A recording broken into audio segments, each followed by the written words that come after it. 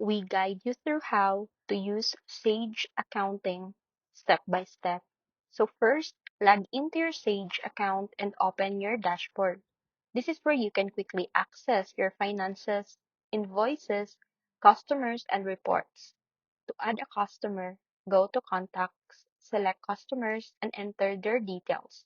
Next, create an invoice by choosing Sales, and then New Invoice. Select your customer, add products or services, enter the amount, check the payment terms, and save or send the invoice. To record expenses, go to Expenses or Purchases, enter the supplier and expense details, attach a receipt if needed, and save the transaction.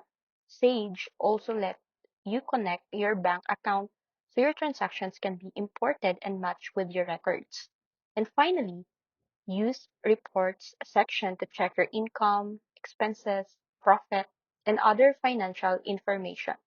Once everything is recorded correctly, you can use this report to keep track of your business finances and make better decisions.